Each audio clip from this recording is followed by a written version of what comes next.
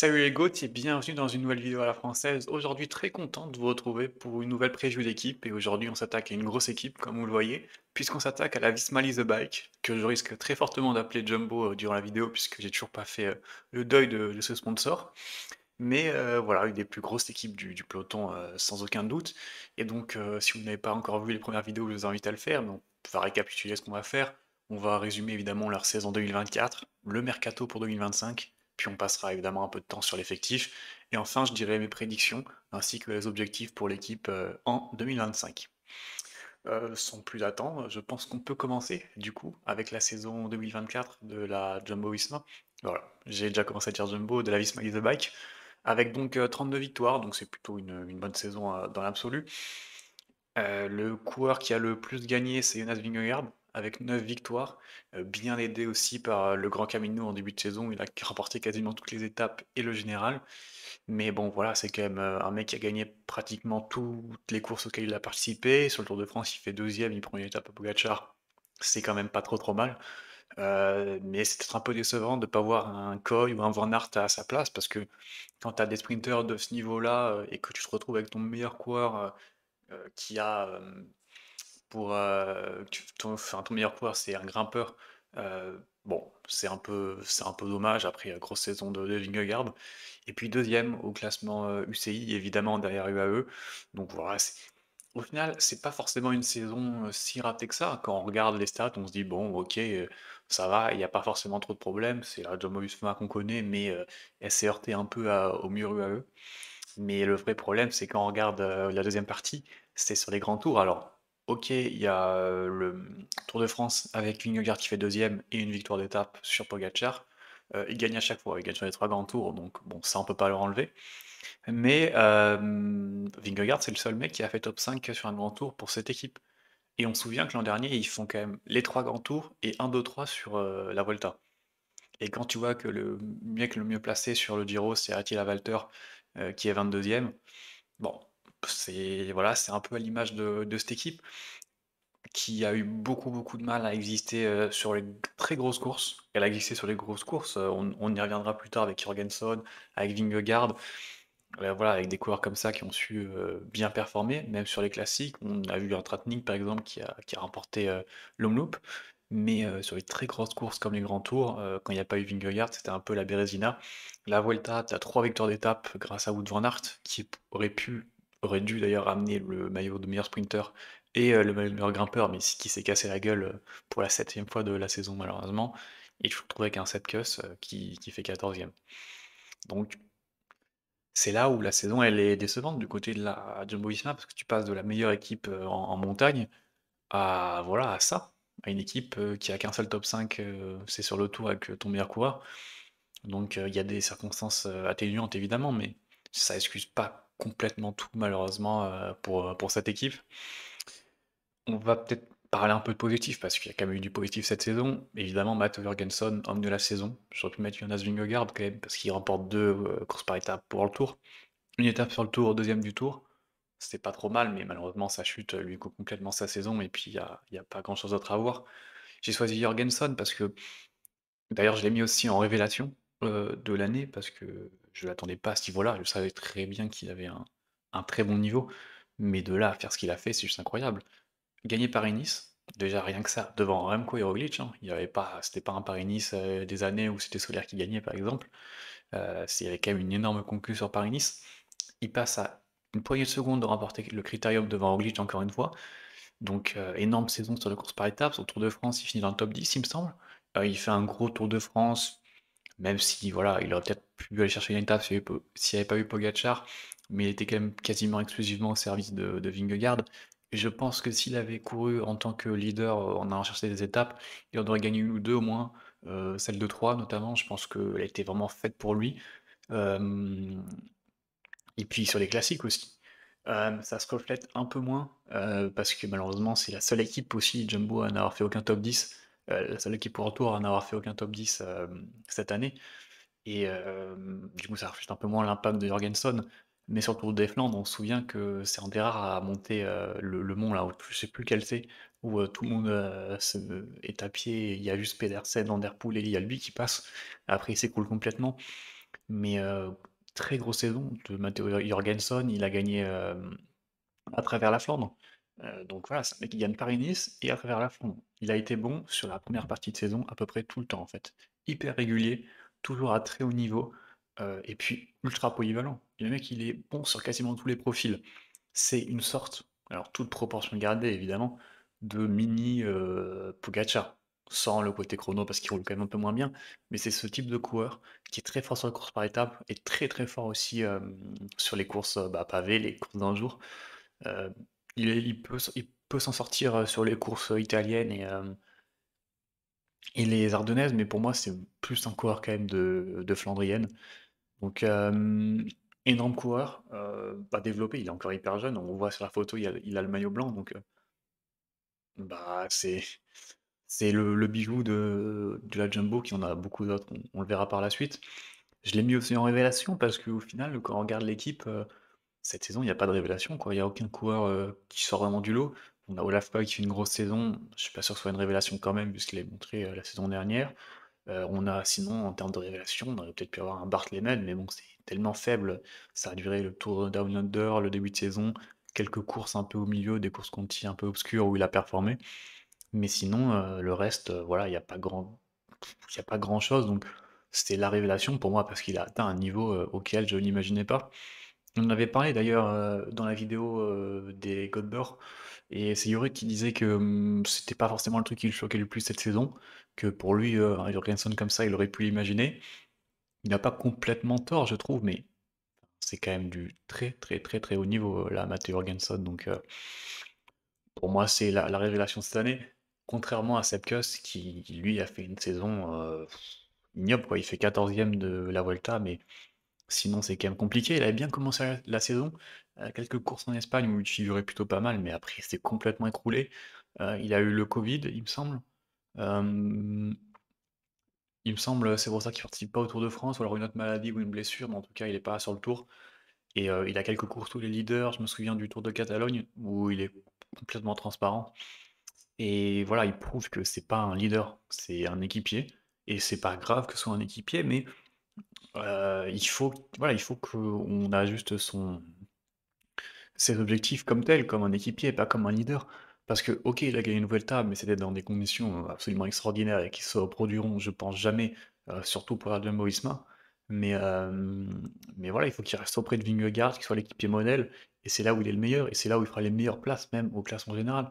L'an dernier, il est équipier sur tous les grands tours qu'il fait. Je pense qu'il fait quasiment mieux que sur tous les grands tours que 14e, là. 14e sur une Vuelta, et c'était pas la Vuelta du siècle en plus, hein. Il y avait quand même une faiblesse énorme. Il y a un mec comme Lipovic qui est équipier de Roglic qui finit devant lui. Donc ouais, saison compliquée pour Kusk. Voilà, on va pas non plus enterrer.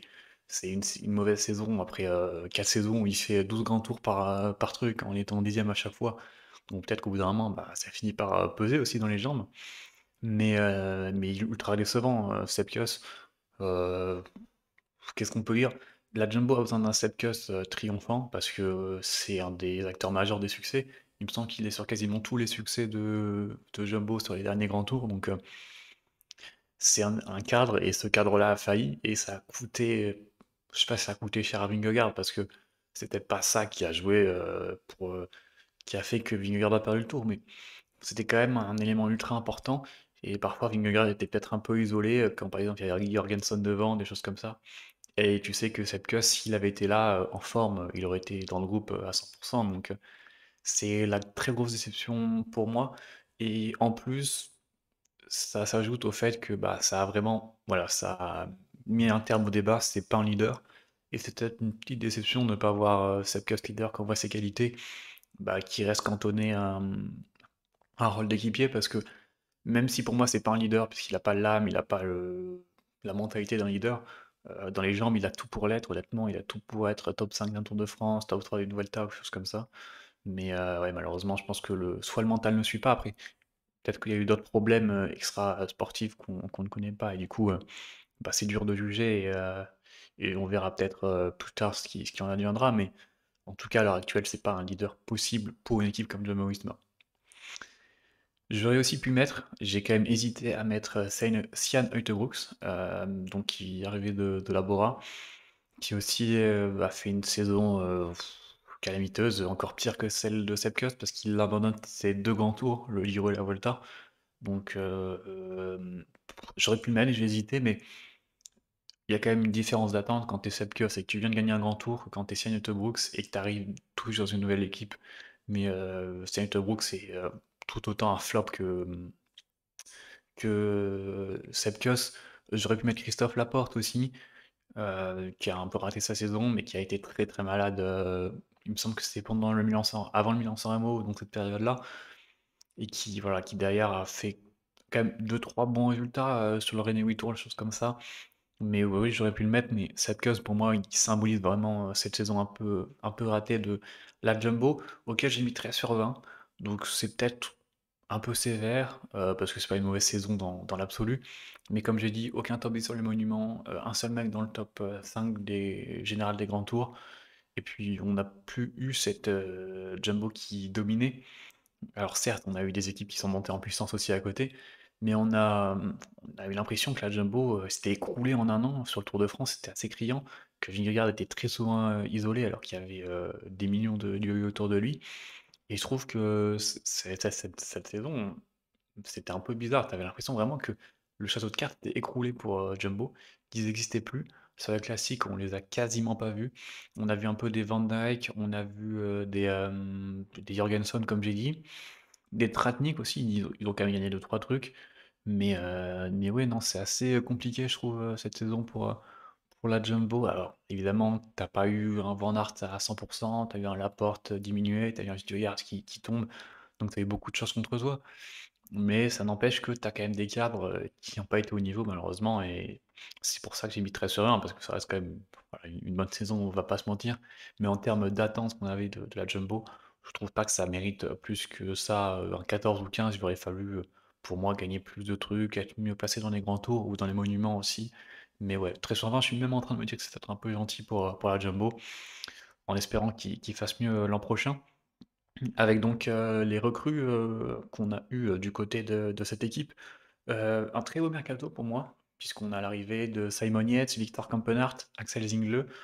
On a aussi des Maclay, par exemple, qui sont arrivés. On a Nordhagen qui monte. On a des petits jeunes comme Grat, comme Behrens, comme Brennan, comme Using.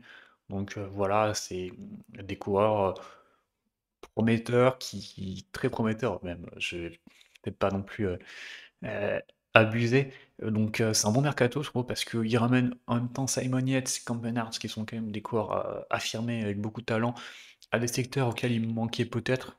Victor Campenaerts, je suis moins sûr, mais Simon Yates, c'est une certitude.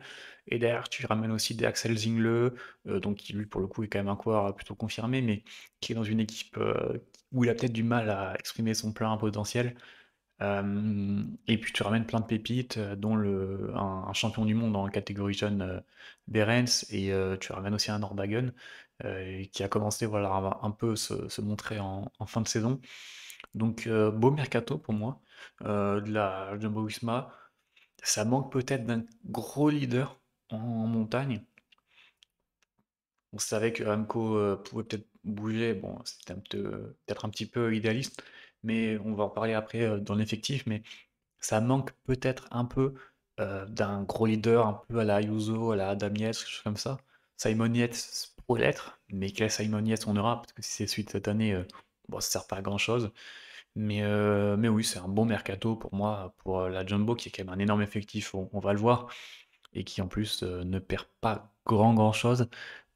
Robert Racing qui part à la retraite, on a Kevin Tratnik qui a gagné une épreuve World Tour cette saison qui part à la Bora, tout comme les frères Van Dijk, il me semble qu'ils les rejoignent. On a aussi Milan Vader qui s'en va après une saison compliquée une nouvelle fois. On a Bouman, bon, qui était de toute façon un peu transparent depuis son bon Giro en 2022, il me semble.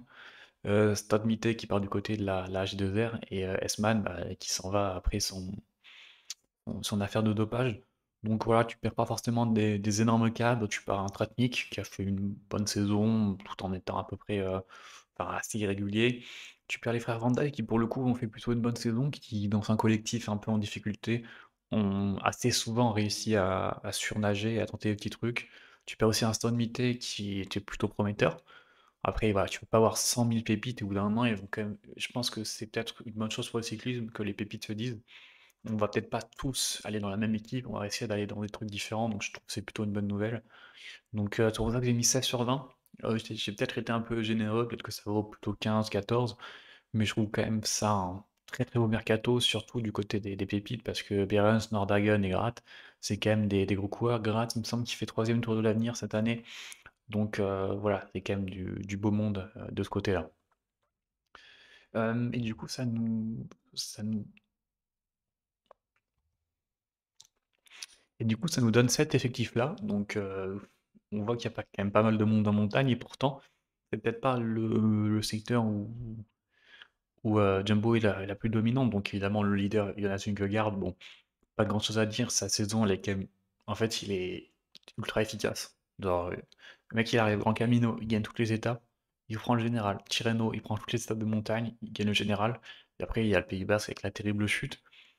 Et donc là, il revient sur le Tour de France, il fait deuxième, devant en plus Remco, derrière Pogacar assez loin en se faisant un peu laminer, mais il lui prend quand même une étape, au sprint en plus.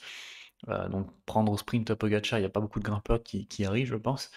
Et puis derrière, il va gagner le Tour de Pologne, donc voilà, que dire de la saison de Jens Vingegaard? Elle est compliquée à juger, mais évidemment, ça sera le leader sans aucun doute et l'un des deux favoris pour le Tour de France 2025. Il devrait être sur le Giro, il me semble. Donc, à voir. Le problème, c'est que s'il n'y a pas Pogacar sur le Giro, on sait très bien que c'est free win, quoi. Peut-être un Remco, mais je doute que Remco soit sur le Giro l'an prochain. À voir, mais pour moi, c'est vraiment le Tour, l'objectif. Quoique, si Poga fait pas le Giro, peut-être que Remco va se dire si j'allais sur le Giro pour tenter d'avoir ma chance. Donc, à voir. Pour l'accompagner, on aura Simon Yates, qui vient un peu en tant que, voilà, une sorte de... comme son frère, en fait. Je pense que ça sera ça un peu son rôle, donc lieutenant de luxe, voire leader sur certaines courses. À voir son niveau, parce que Adam Yates, c'était compliqué comme ces dernières années. Mais bon, à voir, c'est assez compliqué de se projeter là-dessus. Sepkus, s'il retrouve son niveau, énorme équipier aussi, on a déjà tout dit sur Sepkus. Graat aussi, pareil, jeune qui doit se développer. Thomas Gloag, il avait fait un très bon début d'année l'an dernier, avant de se blesser. Il s'est reblessé, il me semble, même plusieurs fois cette saison. C'est pareil, c'était une pépite, mais s'il y a des blessures tous les ans, malheureusement, il n'avancera pas. Bartlemen, Bartlemen, c'était intéressant début de saison. Sur le Tour Down Under, il fait top 5 ou top 10. Puis il fait un très bon tour aussi. Donc c'est un bon équipier. C'est un bon équipier, voilà, sans plus forcément pour Bartlemen, mais c'est un bon équipier qui en plus a un côté un peu punchy, pas forcément que grimpeur. Donc ouais, c'est une bonne trouvaille aussi pour Jumbo-Visma. Ce sera jamais un leader, je pense, mais oui, en équipier, ça fera le taf. Nordhagen, c'est pareil. C'est un jeune à développer, très gros potentiel aussi pour le coup. Donc on va les laisser tranquilles et on verra l'année prochaine ce que ça donnera. Uijtdebroeks, on en a déjà parlé, mais c'est hyper insuffisant. Le mec, on en avait parlé, je me souviens, dans la preview de l'an dernier de Jumpo, on avait dit Roglic s'en va et ils prennent Uijtdebroeks. Au final, c'est un bon coup parce que Roglic commence à être vieux et qui risque d'être moins performant. Et tu prends un jeune qui est déjà performant et qui en plus risque, en allant à Jumbo, d'avoir un step-up énorme. Et ben on s'est bien trompé, puisque, bon, peut-être pas, peut-être que dans 5 ans on aura raison, mais puisque Uijtdebroeks aujourd'hui, c'est une saison complètement catastrophique. Je me souviens qu'on le comparait un peu à Lenny Martinez, notamment avec la Vuelta, où ils étaient toujours un peu les deux ensemble. Bah, il n'y a pas photo, Lenny Martinez il a franchi un cap, Uijtdebroeks non. Il a été blessé, ok, sur la... Non, il a été malade sur le Giro, pardon, mais ça n'empêche pas de faire une bonne saison avant, ça n'empêche pas d'être bon après.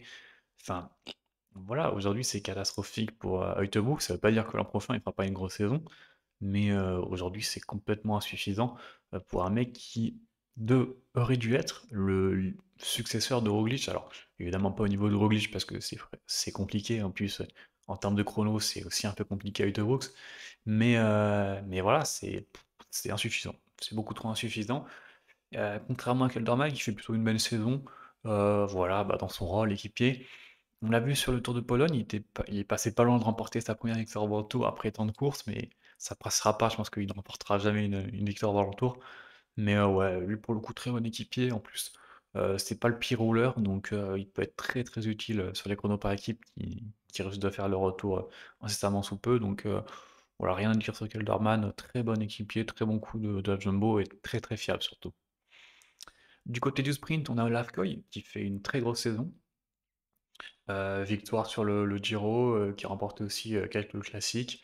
Donc voilà, très bonne saison de Lafcoy, rien à dire. À voir son développement l'an prochain. Je suis un peu deg, qu'il soit pas parti à la Groupama, et qu'il soit resté à la Jumbo, mais bon, en soi, c'est un choix plutôt logique. Sinon, on a, du côté français, on a Christophe Laporte évidemment qui sort d'une saison compliquée, mais qui reste un énorme coureur et si l'an prochain il retrouve des forces, ça m'étonnerait pas qu'il aille rechercher des classiques, voire des sprints massifs. Donc de ce côté-là, Jumbo est quand même plutôt paré.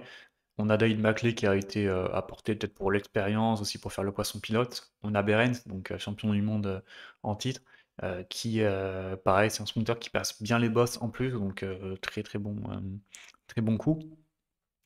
Et on a aussi, bah, la recrue Axel Zingle, en qui je place beaucoup, beaucoup d'espoir parce que, bah, quand on voit l'évolution qu'a eu Laporte de Cofidis à Jumbo, pourquoi ce serait pas la même chose pour, Zingle? Je pense évidemment que Laporte est un meilleur coureur de base que Zingle, mais quand on voit le profil, on peut pas s'empêcher d'avoir des quelques, similarités, des bons sprinters qui passent bien les bosses et en plus qui ont un côté un peu flandrien. Laporte a le côté chrono en plus, donc ça qui les différencie. Mais moi je vois bien Zingle tout éclater la saison prochaine. Du côté voilà, des profils un peu accidentés, slash classiques, voilà, les choses comme ça, on a évidemment Mathieu Jorgensen dont on a parlé. À voir sur toute une saison parce qu'il s'est un peu éteint après le Tour de France. En même temps, il a fait 125 jours de course avant ça, en étant en plus fort à chaque fois. Mais ouais, ultra régulier, Mathieu Jorgensen. Et ça serait intéressant de voir l'an prochain quelle va être sa progression. Qu'est-ce qu'il va choisir? Parce que est-ce qu'il va dire je continue à être polyvalent ou est-ce qu'il va choisir un des deux camps? Parce que parfois la polyvalence, ça peut être un peu compliqué de être très fort là, au final on est moyen là et moyen là, et tu fais septième sur une classique, septième sur un Tour de France, mais au final ça rapporte pas grand-chose. Donc je sais pas s'il va choisir ou s'il va continuer, mais en tout cas, c'est quand même un énorme coureur. Je sais pas s'il aura les épaules pour être leader sur un grand tour. Pour moi, 3 semaines, c'est peut-être encore un peu long pour lui. Je trouve que sur 3 semaines, il a peut-être pas la caisse encore. Sur les classiques, est-ce qu'il pourra rivaliser un jour avec les Van Der Poel, et cetera? Point d'interrogation aussi. Mais voilà, force est de constater que c'est le MVP de cette saison et que ça pourrait l'être aussi, l'an prochain. Parce que le mec, il est bon de jour 1 à jour 31 du mois, en étant bon sur les pavés, la montagne, les profils accidentés. Donc rien à dire. Et donc très intéressant de suivre sa progression. Contrairement à Attila Valter, qui, comme d'habitude, alterne le chaud et le froid, mais il y a eu beaucoup plus de froid que chaud cette saison. Trop irrégulier, pourtant c'est voilà, c'est un bon coureur. En sortant du AE Tour, je me suis dit, ah, peut-être que voilà, on a le retour d'un bon Valter, mais après, c'est voilà, les éclairs ont été trop rares en fait pour Attila Valter. C'est un peu son problème. Euh, c'est un peu son problème. Ben Tulette, pareil, un peu invisible cette saison. Euh, ouais, il n'y a pas grand-chose à dire sur Ben Tulette. Hagenes, de son côté, encore une fois, un jeune bah, qui doit être développé, mais très gros potentiel aussi. Van Barle complètement absent. Van Barle, il a complètement disparu depuis sa blessure sur Paris-Roubaix l'an dernier. Donc ouais, c'est un peu compliqué. Puis il y a Donner Suisse, qui lui, pour le coup, est une erreur de visuel et qui est à la AG2R. Du côté du chrono, évidemment, il y a un mec dont on n'a pas du tout parlé, c'est Wout van Aert. J'aurais pu le mettre dans toutes les catégories, limite, mais c'est quand même dans le chrono qui peut-être qu'il excelle le plus, je sais pas, mais en tout cas qu'il est le plus fort cette saison. Il remporte quand même 3 sprints massifs sur la Vuelta, avec une concurrence moindre, mais bon, quand même, faut aller les chercher. Saison ultra galère pour Wout van Aert, entre les chutes, les ennuis mécaniques, tous les problèmes, voilà, ça a été compliqué. Pourtant, c'est un des coureurs clés de cette équipe, que ce soit pour lui, mais même pour Vingegaard. En 2022, il lui doit beaucoup à Van Aert, le Jonas. Donc, je sais pas trop quel est son programme pour l'an prochain. Est-ce qu'il va repartir dans l'idée de privilégier Paris-Roubaix, le Tour des Flandres, des choses comme ça, comme il a fait cette année? Peut-être. Est-ce que ce serait une erreur? Je sais pas. Mais ouais, il faut qu'on retrouve un Van Aert à bon niveau. Il faut que Van Aert gagne des monuments aussi. Au bout d'un moment, c'est plus possible d'avoir un Van Aert qui a un monument. C'est une aberration complète. Euh, donc, faudra que dès l'an prochain, il regagne un monument, parce que sinon, il risque de finir sa carrière avec juste un Milan-San Remo, et ce serait quand même assez terrible. Il y a aussi les championnats du monde au Rwanda, sur un profil qui peut très bien lui correspondre. Et bon, le problème de Van Aert, c'est toujours pareil, c'est que c'est un épouvantail terrible, et donc ça lui joue des tours beaucoup de fois. En parlant de Tour, ça fait quand même depuis 2022 qu'il a pas gagné d'étape sur le Tour de France. Ça commence à faire long, 2 ans sans victoire, donc pareil, il faut gagner là-dessus absolument. Mais bon, moi je me fais pas trop de soucis pour le Wout. Pour l'accompagner, on aura Victor Campenaerts, qui est un très bon coureur. C'est un ancien rouleur. Est-ce qu'on peut encore le mettre dans cette catégorie-là? Je sais pas. Il s'est quand même plus tourné vers des échappées, les choses comme ça, auxquelles il excelle, hein. Il reporte une étape cette année sur le Tour de France. Il aura un rôle, à mon avis, un peu à la Team Leclerc ou à la Nifpolit chez UAE, un rôle un peu d'équipier qui roule sur la plaine pendant 100 bornes pour maintenir l'écart. Donc ce sera ça son rôle, voire des petites échappées quand il a l'occasion, ou peut-être sur les classiques aussi, le voir sur quelques classiques. Mais bon, dans le chrono, ça a été un très gros rouleur. Je pense qu'aujourd'hui, il fait quand même plus partie des énormes rouleurs, comme le font Affini, dont on parle assez peu, je trouve, alors qu'il est quand même champion d'Europe de chrono. Très bon rouleur, très très bon rouleur, qui avait un peu disparu des radars, je trouve, depuis quelques années. Il a fait des très bons chronos sur le Giro, mais il manquait quand même de régularité. Donc ouais, a fini gros coureur aussi. Et c'est là que tu vois pourquoi est-ce que j'ai donné cette note de 17. Pour tout vous dire, en arrivant sur la vidéo, je me suis dit, attention quand même, Jumbo, c'est une saison un peu compliquée. Faut pas non plus que ça s'enchaîne parce qu'après ça va très vite. On se souvient de Ineos qui a très vite chuté. En 2019-2018, ils sont encore au top et cette année, c'est une équipe moyenne. Et puis j'ai ouvert l'effectif et j'ai regardé et je me suis dit, ah oui, quand même, Jumbo, il y a quand même un effectif ultra complet. Et j'ai réfléchi, je me suis dit, mais est-ce qu'il y a une équipe qui a un effectif plus complet que ça? Et non, je pense pas. C'est vraiment l'effectif le plus complet du monde, mais malheureusement, il manque peut-être les meilleurs. Vingegaard, c'est pas le meilleur coureur par étape, ou en tout cas, cette année, ça ne l'est pas. Ça peut se débattre peut-être sur les 5 dernières années. Olaf Koy, c'est pas le meilleur sprinter du monde. Ça peut le devenir, il est encore assez jeune, mais ça ne l'est pas à l'instant T. Van Aert, Laporte, c'est pas les meilleurs classiques pas du monde à l'heure actuelle. Van Aert est peut-être le deuxième, mais c'est pas le premier. Et puis sur les profils accidentés, Jorgensen, c'est pas le meilleur, Walter, c'est pas le meilleur, Van Barle, c'est pas le meilleur en pavé. Donc c'est ultra complet, mais il manque peut-être des très bons coureurs, et notamment en montagne, ce qui est peut-être bizarre parce qu'il y a beaucoup de noms en montagne, mais ça manque peut-être de coureurs qui pourraient être leaders à très haut niveau. Là, dans toute la liste des mecs qui sont là, des leaders à très haut niveau, il y a Simon Yates avec la tête à l'endroit, sinon il n'y a aucun autre leader. T'as pas de Ayuso, t'as pas de Yates, t'as pas de Almeida, t'as pas des mecs comme ça qui peuvent être un leader pour notre équipe sur les très grosses courses. Les très grosses courses, hein, parce que si un Brooks, il peut être leader, je sais pas, sur un tour de Catalogne, quelque chose comme ça. Mais sur un tour, c'est pas possible pour une équipe du standing de la Jumbo. Pour moi, c'est des mecs qui sont du niveau de McNulty, du niveau de Sivakov, du niveau de ces mecs-là. C'est le second rideau pour moi, c'est il est un peu les seconds couteaux. Mais il manque un peu cette profondeur, je trouve, en montagne. À voir ce que donne Simon Yates.